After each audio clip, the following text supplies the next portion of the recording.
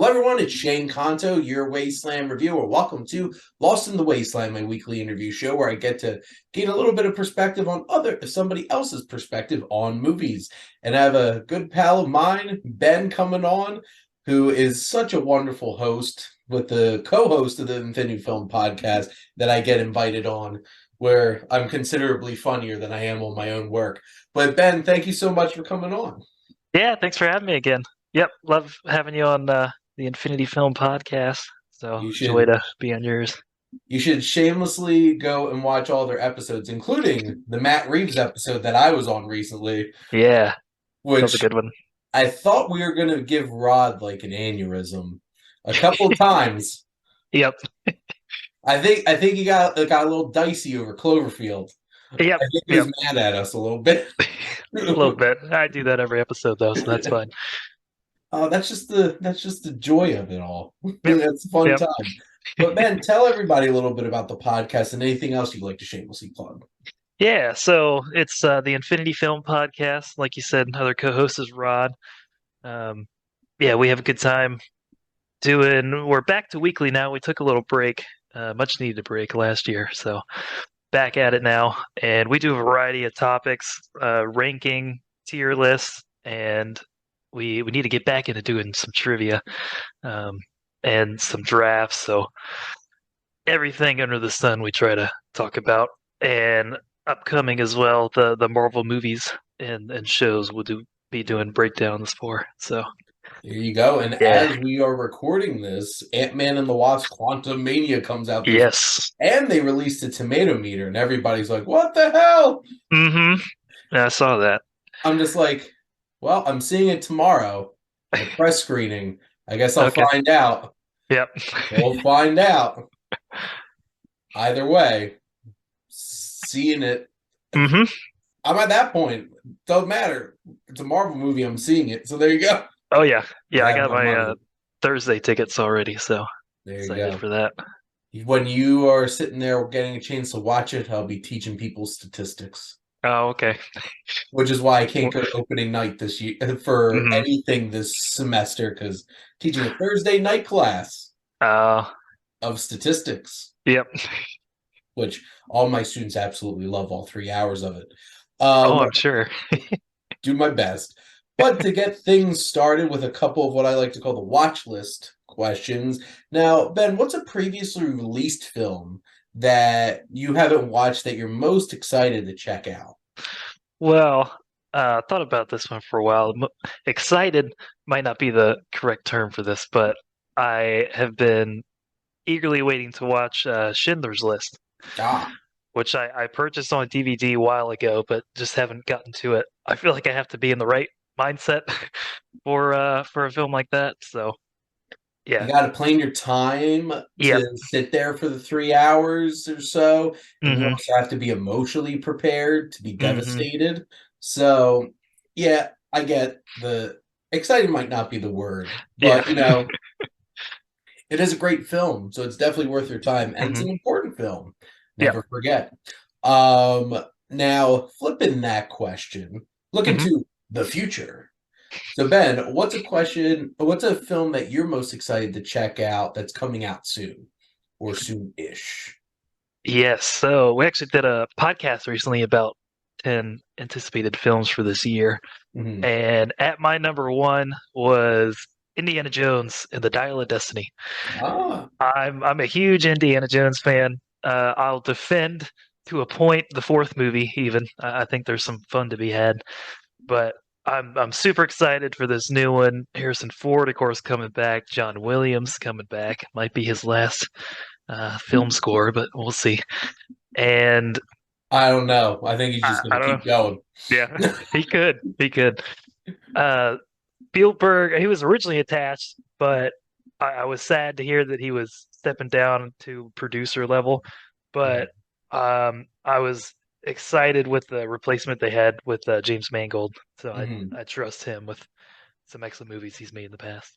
He has a specific way of making like old Hollywood feeling kinds of movies. Yeah. Like Ford v Ferrari did not feel like a film that came out in like 2019. Right. Like that felt like something that would have come out like a couple decades ago. Hmm. And I feel like that's what you need with Indiana Jones because like it is that classic swashbuckling feel. And I will also like it's more fun to make fun of Crystal Kingdom of the Crystal Skull, but like yes, there's some moments that are really stupid. Yeah. And maybe there's some characters I didn't like. Hmm. But it's not a bad movie. Hmm. It's a fun time. Yeah. You just have to suspend your disbelief a little bit more with this one than the previous ones. And honestly, I didn't have any problem with aliens being in it. I don't either. I like aliens and sci-fi movies a lot, so So it's interesting. there you go. There's very 50s of them. Yep. Sending the UFOs. Yeah. Um, Now, I feel like this is always an interesting question because I think a lot of people's initial reaction to is like, I hate remakes. I don't want to see any. Hmm. But Ben, what is a film that you actually would like to see remade? So there's a few, especially comic book movies that I thought about. Okay. Some older ones that could be brought back, like Howard the Duck, maybe. Uh, I wish James Gunn would have made that that's because, what I was gonna say. Yep. yeah. That definitely needs an update. And we've kind of seen him in the MCU, teased a little bit. Yeah, he was at the Battle Endgame. Yep, that's right. It was the most random thing ever. Waddling infield, yeah. He was there. You could Yep. see him. Green Hornet came to mind too. Oh, There's some funny parts of that one, but it's very dated. I haven't seen it in a while either. But uh updated and better version, that would be good. hmm. And at a third choice, the recent one I watched with Arnold Schwarzenegger called The Last Action Hero, Such an which interesting concept. yeah, that's what really got to me. And the 80s aspect, it's fun, kind of dated references and stuff then. And I had a good time with the film, but I think updating it and having, it's a good movie where there'd be a lot of CGI, I think, and also practical effects for action stars. And if Mhm. we not as much as Expendables maybe, but have a good storyline and good characters would be cool. Yeah, I feel like that's the key. Find a film with a very interesting concept Hmm. that might not have the best execution, and don't remake masterpieces Yep, because then you I can't agree. surpass them. Right. And like sometimes there's a certain film that might need a little updating. Like Hmm. I didn't think West Side Story did, and then I watched the new West Side Story, and then I realized, maybe it did. Hmm. And like sometimes in hindsight, a remake will be like, huh, maybe we did actually need that. Not many, Nope, it's some. a rare case. But yeah. That is a rare case. Um, and you could also like up the ante with like you got Steven Spielberg to direct it, so then it's Hmm. just like, Hmm. oh, okay. Now I know in the first round of the interviews I asked what's your earliest memory of going to movies, but Ben, what's your fondest memory of going to the movies? Yeah, so there's a lot to choose from. And especially in the summer, I go like about every week. Yeah. So, but fondest, I think the anticipation and build up to this movie, and then finally getting to see it, Avengers Endgame in theaters, which I feel a lot of people in the same ilk Mhm. will have that one too on the list. But yeah, just we rewatched the previous MCU films leading up to that point Mhm. with my friends. We did like trivia stuff and just building up to it. And then yeah, finally sitting in that theater and watching it was amazing. And I did cry, which I maybe earlier didn't expect from an MCU or comic book movie, but it totally got to me. So that ending cheeseburger, that's all I'll say. Yep. Oh, there's a couple of moments and like I that's the only film I've watched 3 times in a theater. Because like Hmm. I don't rewatch movies in theaters because I watch so many movies. I don't have the Yeah. time to just Yeah. rewatch them in theaters. But like, oh my God. This the first time that what got me was Peggy and Steve at the end. Hmm. Because like I love them. I love them Yep. so much. And I'm just like, thank God. And then watching the second time, I don't know why, but Scott Lang seeing his teenage daughter in front of him, Hmm.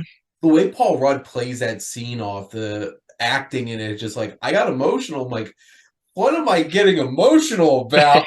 Yeah. And they marketed that movie so perfectly because they Hmm. realized we don't need to show you anything. Hmm.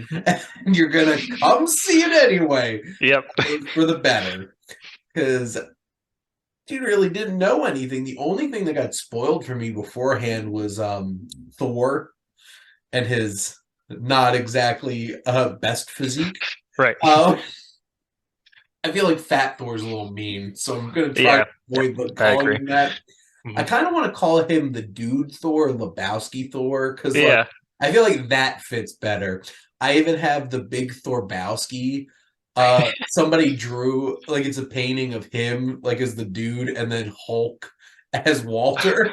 That's funny. And where Donnie would be is just Mjolnir. So like so what it wasn't even like Korg. It's just Yeah. Mjolnir sitting there.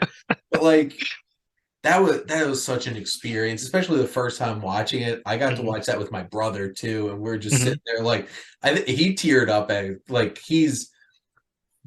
we did not see eye to eye when Civil War came out because Oh, okay.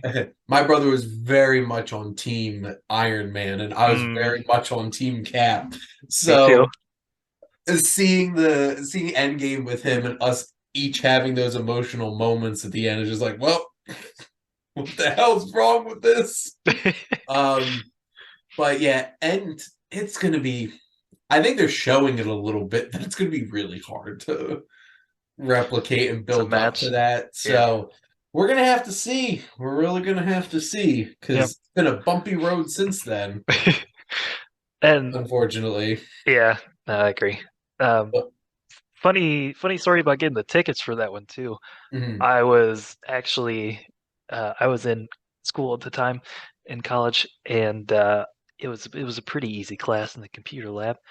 I won't name the teacher, but anyway, and it was like 9 in the morning or whatever time it was that tickets I knew were coming out. So had the lecture up next to it, and then trying to load the page, and I'm sure if you were getting tickets at that time, you remember sites crashing and yep, people going to, was it Atom tickets and websites I hadn't heard of before. And so sitting there trying to get it, kind of freaking out and trying to pay attention in class, and get a text message and check it real quick, and someone went to the theater who didn't have class and picked up. It was like 12 tickets for all of us that were going. So nice. yeah, That's that a was a pro great. move right there. Oh yeah, oh yeah. There you go. Yep. My God, going to a theater to get a ticket? I know. What? It's been a while. Yep. But you have but AMC app. It's Yeah. like one of those things like I can't remember the last time I actually bought a ticket at a movie theater. Hmm. So that's a good friend right there. Yep. Making the sacrifice. Mhm. Um now Ben, what's a film that really exceeded your expectations? Yeah. So a lot of times, I guess watching, doing blind watches at home on streaming services or whatever, I feel like get expectations exceeded a lot. And but one in particular, I was thinking in with recent theater watches was the latest Puss in Boots movie, which of course word of mouth got me more Yep. excited, and I was kind of debating on going to see it when that first trailer dropped because I thought the animation looked a little weird and stuff. But yeah, it's a really good adult dark film Yeah. with these cute characters. So The big bad wolf, scary. yeah, Like legitimately scary. yep. And oh, so I'm one of the biggest Shrek fans you'll probably meet in Hmm. your life. Okay.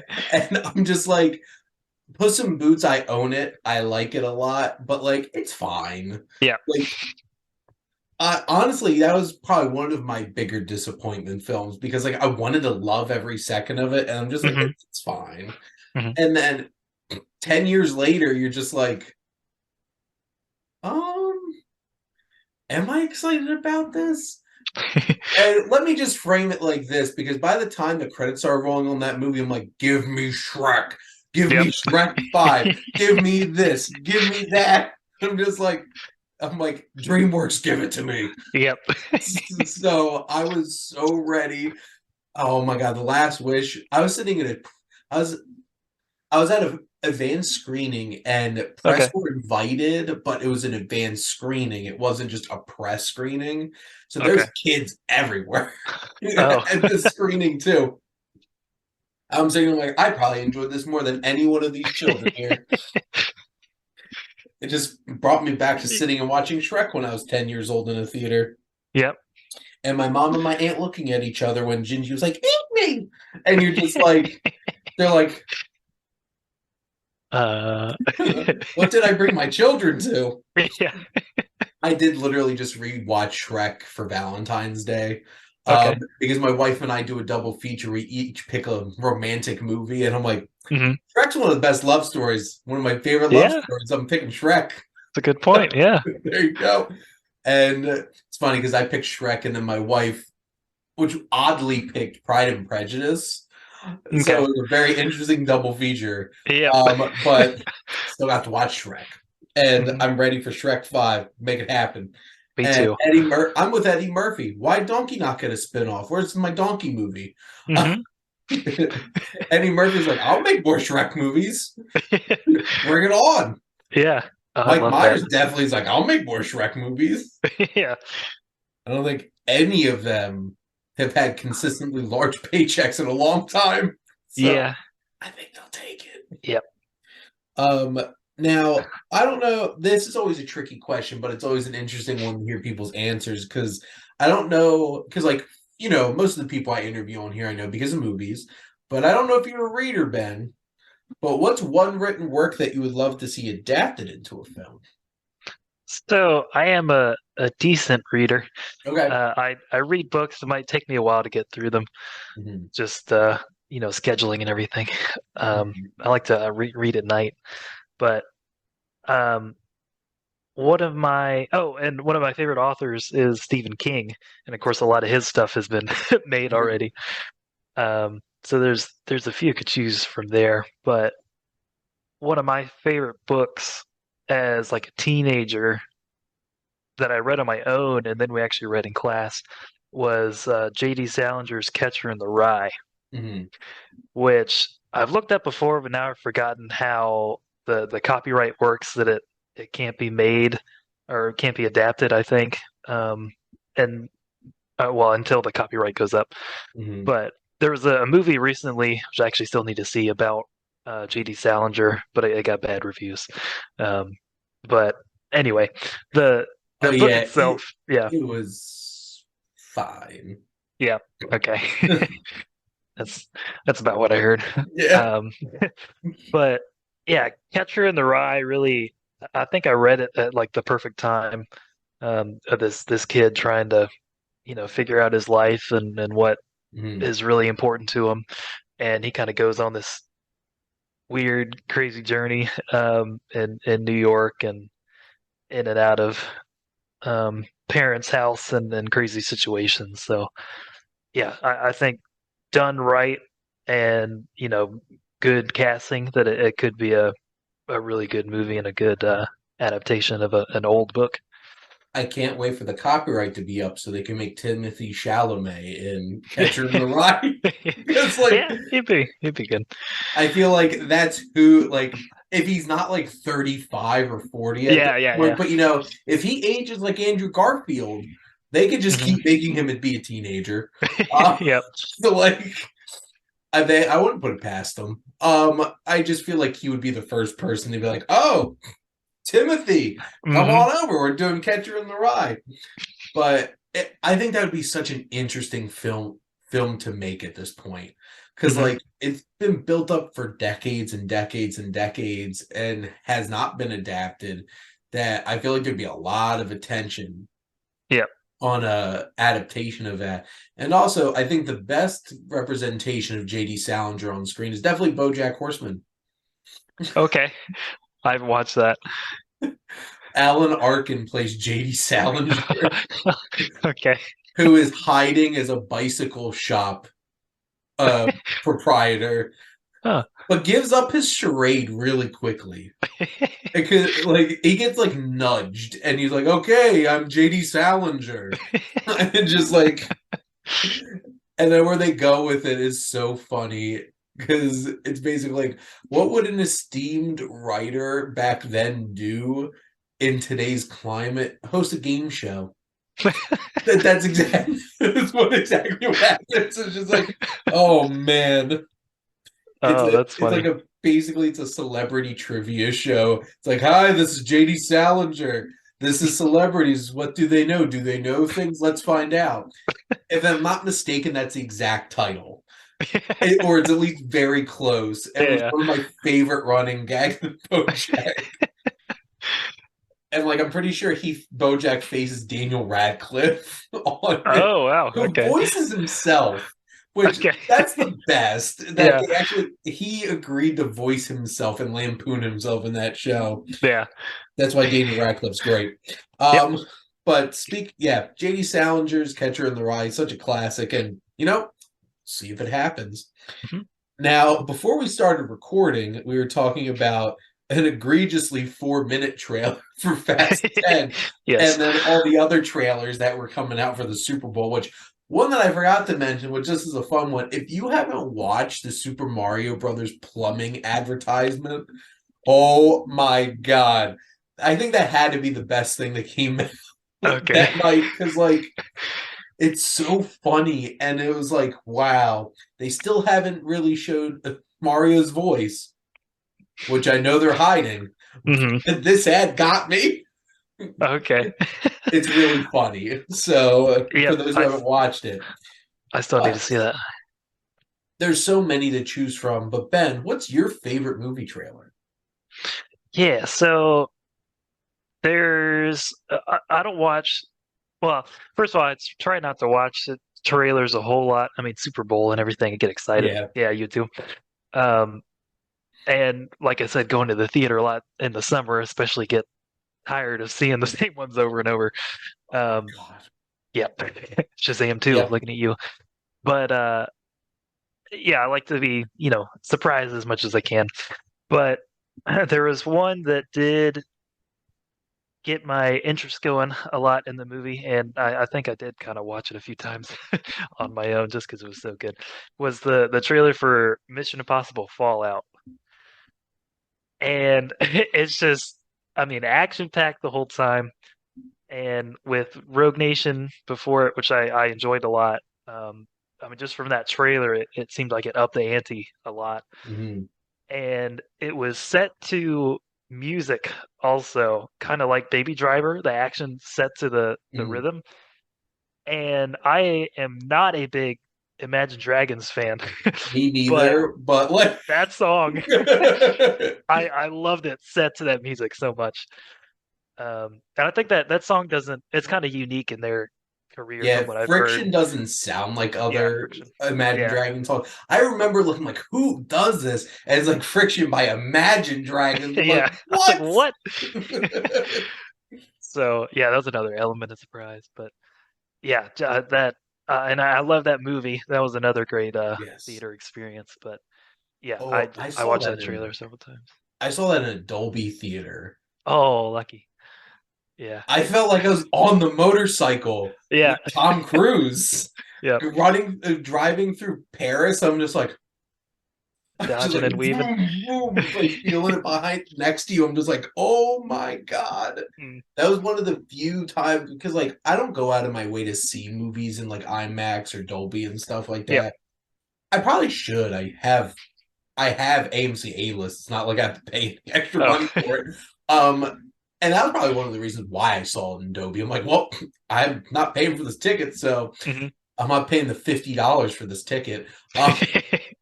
And that was one of the craziest experiences, like just feeling it in the theater. But Mhm. all of our minds melted when Henry Cavill cocked his fists Yes. in that trailer, just Hmm. like this is a large man. He's gonna kill somebody. Yeah. And like that would be the I feel like it would be the perfect trailer. It was so close to perfect if they didn't show that Henry Cavill was a villain towards the end of the trailer. Yeah. That's my only gripe with the trailer. And then you're watching the movie and you're just like, well, did they really give anything away? He's Right. very obviously not a good guy. Yep. And it's like, oh my God, he's a villain. Oh no. Even without the trailer, I'm just like, was I surprised? No, not Yeah. at all. But there you go. But that is a great trailer.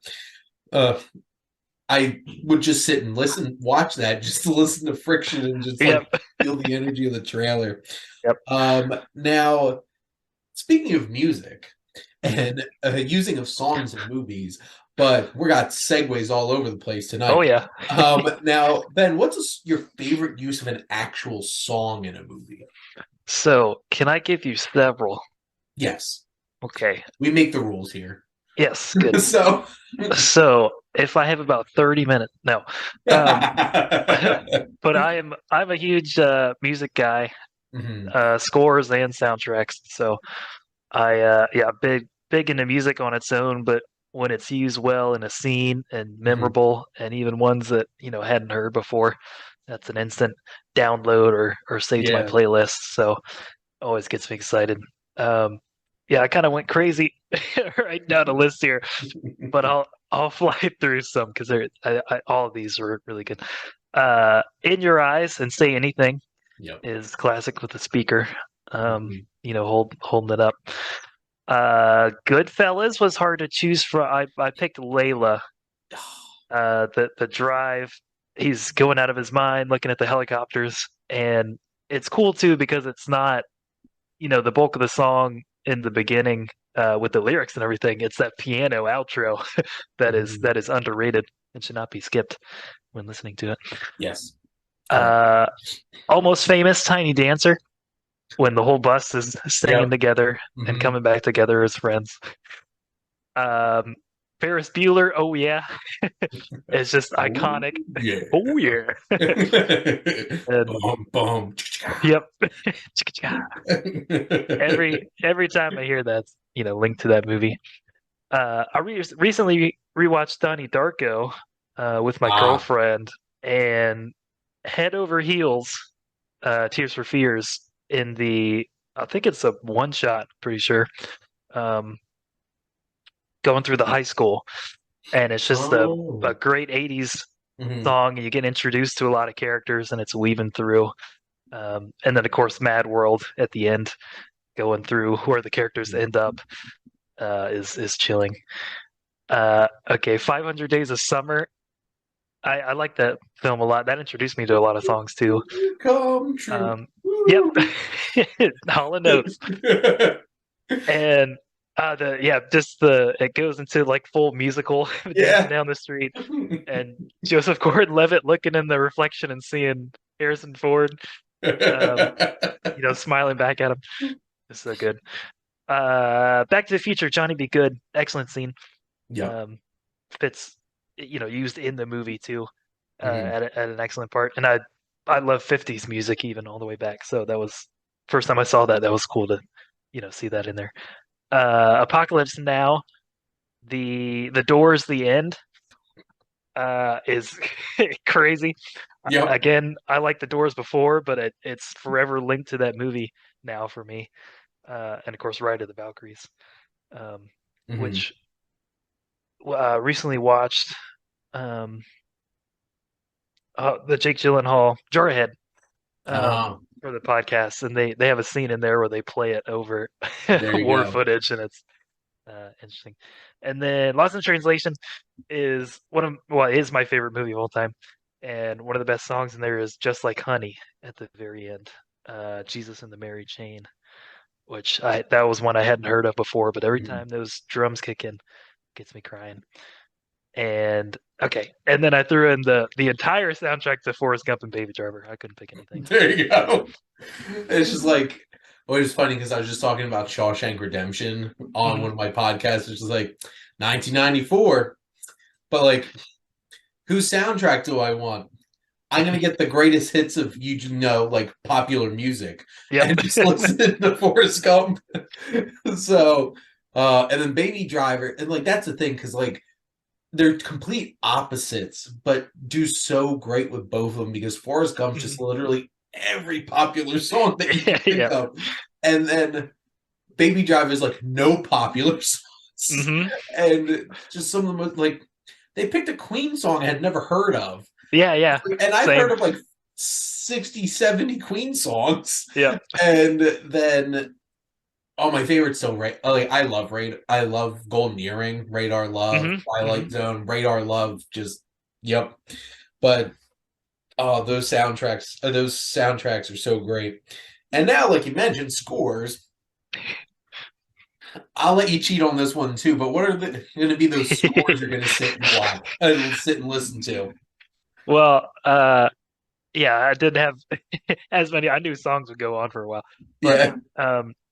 my go-to score is the Pirates of the Caribbean trilogy, which I believe I mentioned last time. But Mhm. yeah, those really those first three movies scores are The incredible. Kraken, Davy Jones, those Yes. two tracks all the time. Yep. The Jack Sparrow suite too. Yep. So good. Um, yeah, and the of course it was Klaus Badelt, I think, did the first one. So I want to quick offshoot, not Yep. to go off on too much of a tangent, but I feel like it's so interesting. Everybody thinks Hans Zimmer Yeah. did the first score, and then you find out that Klaus worked under Hans Zimmer on Gladiator, and Yeah, that's right. then you listen to the Gladiator soundtrack, and the Battle of Carthage is just the Pirates theme, and you're just like, wait a Oh, minute. Because that's funny. it's Yeah. just like dun dun dun dun dun dun dun dun dun dun. Yep. I'm just like, Wait a second. wait a minute. But anyway, I digress. So, uh yeah. And yeah, and then Hans did the next two, which mhm. I love a lot. I feel like I listen to Dead Man's Chest a lot. It has a lot of variety with Yep, the songs. But At and World's that End, organ playing. oh yeah. At World's End, especially that 10-minute long Maelstrom battle at the end is incredible. Mhm. So I guess since we did the last Wasteland video, I'd seen Hans Zimmer in concert, which was an awesome time. And he did a like 12, 13-minute medley of Pirates music, and it was glorious. I I teared up at seeing Oh that. man, It's just yeah, so many memories, my childhood and that everything. would have been amazing. Yep, That's really cool. yep. So and then yeah, that's my go-to. And then of course the other Hans Zimmer ones that he did, like Lion King and Mhm. Interstellar, Inception, all those I You know, love as Lion well. King that had Elton John and Hans Zimmer making all the music to Yeah, it. yeah, it was You know, pretty good. you know, they're all right. Yeah, yeah, Well, it's all right. Um, no, it's amazing. yeah. Now, Ben, this is one of my favorite questions to ask because this is kind of like a venting question. But what's one thing you wish movies would stop doing? Did you say three things? Sure, I'll Yes, tell you. go. Um, and yeah, these kind of jump quick to my mind. I'm sure I could keep venting, like you said, with other stuff, but these kind of more like early 2000s, I'd say. But going back and watching these movies, I'm like, why was this a thing? Mhm. When someone, the henchman or whoever says, Captain, you ought to take a look at this, just go ahead and tell them. if it's really that important, then they need to see it. And okay, I'll be there in a minute. And they walk over to the screen. It's just stuff like that kind of gets to me. Disappearing behind a moving bus. And I've seen videos where people, someone's just running beside the other side of the bus you can't see. Unless there's a magical element or whatever in the movie, sure. But all those, Jason Bourne, I think, does it once too. And just My God, why? it's Jason Bourne. And one that still goes on. I have a few exceptions, but I usually don't like when a movie starts in the middle and they're like, "Hey, let me tell you how I got here, and let's rewind the clock." We don't need to do that. Just start at an earlier point. I watched a screener last night that literally did that. Really? And it wasn't necessary at all. Usually not. It's like Sunset Boulevard. Like, that worked. It's like, because like that was in 1950. Like, this was long before this got overdone. Yeah. William Holden doing voiceover. It's like, yeah, that's my corpse in the pool. And it's just like, I'm like, okay. And what's great is Archer even spoofed that in really? seasons. I'm just like, yes. Because that's how the season started. And then it was like Archer's body in the pool shot up and stuff. And you're like, wait a minute. Oh, that was a great homage. But like, yeah, there's a handful of them that might maybe work. Like, even like Deadpool 2, which jokingly does it. Yeah. Because like, they're like, it's not even the end of the movie or anything. It's like, what, 30 minutes into the movie that he jumps to? Not even, like, yeah. That, I thought that was funny. I'm just like, wow, I get it. And then he did a fake Bond. Bond opening with like Celine Dion. I'm just like, wow, he just shots fired on everything today. Yep. But yeah, those are some good ones. That's always a fun thing where it's just like, yeah, please stop doing that. Yeah. But go ahead. One of my exceptions, I guess, when they do that is going back to Mission Impossible again, is Mission Impossible 3. Well, that's because Mission Impossible 3 is perfect. Oh, all right. I'm a big fan too. Yeah, there you go. And I guess it's not totally necessary, but it's cool because it sets up his wife, and so you go cut to that party, and you're like, oh, well, what's going on here? And is that really his wife? And different things going on. So yeah, that's one exception for me as well. But anyway, there you go. But I always like to wrap up this show by letting my guests ask me a question. So Ben, what would you like to ask the Wasteland reviewer? That's right. So let's see. I will ask if you have a spreadsheet or some sort of way to track all the movies that you have, because there are many DVDs behind you. I'm going to quickly run through my spreadsheet that I have up at all times on my laptop. Okay. So I have a tab called Movies, which is all of my movies, and I keep track of what date that I watched them, and I've been doing that since 2017. Wow. Okay. And I'm pretty sure the one with the most is probably like Mad Max Fury Road, and I think it's up to 6. Wow. So, okay. Watched it like almost every year. Yeah. There's a couple like Shrek's up there, Big Lebowski's up there. Lord of the Rings. That's more spread out, switching between them. But that tab, I have a tab for television where I keep track of all the shows and even like whatever shows I've actually watched the whole series of. I have a tab that helps me keep track of what's out in theaters and on VOD at the moment. Wow. I have... Did you type that in yourself? Yes. What's out at the moment? Okay. Yep. I have a watch list tab, which are movies that aren't new movies, but I haven't watched, and I just keep adding them. Yep. Same. Up to like 300. And then I have a tab for Lost in the Wasteland, Welcome to the Wasteland, and Wasteland Talks to Hmm. keep track of all my scheduling and all that jazz. I have a tab for Scribe Magazine to keep track of all the things that I do for Scribe Magazine, which is Hmm.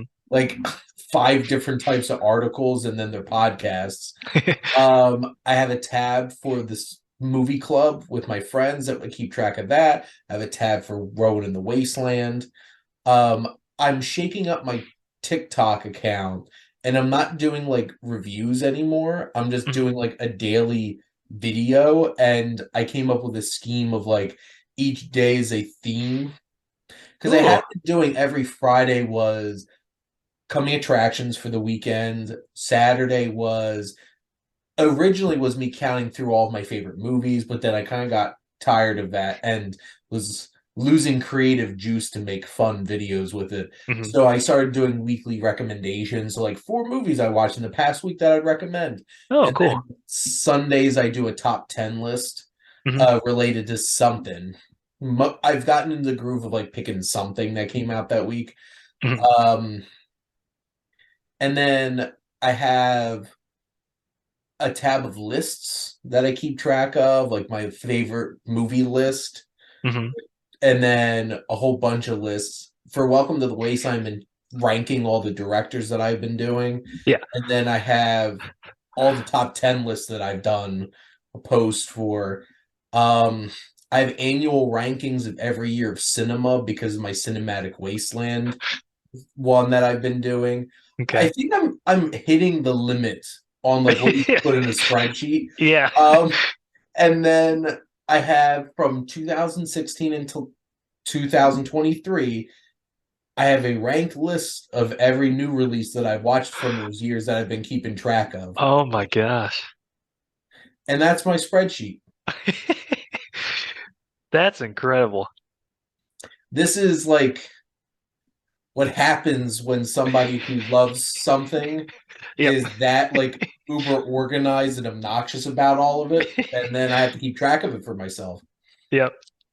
Well, I applaud you for keeping all that updated and everything. I'm shocked I remembered all the tabs. Yeah, yeah, And that was a lot. and I'm making a new tab tonight because I just realized I'm like, you know what? I got to keep track of this now.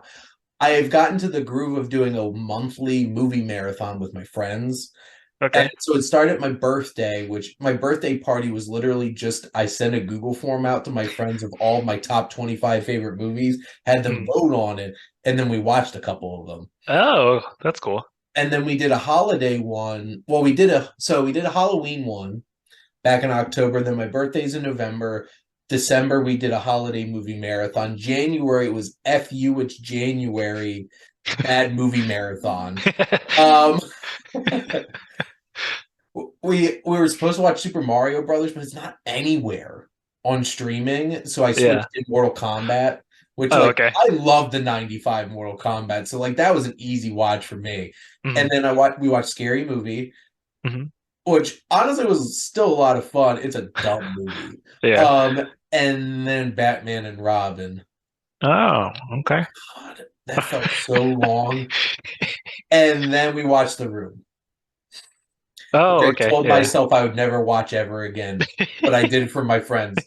And my wife came up with this month, which is this Saturday, which is we pick a streaming service, we randomly pick a movie from the streaming service, and then we have to watch whatever the recommendation Recommend. is right afterwards That's a great idea. and keep going until we decide to stop watching movies. Yeah.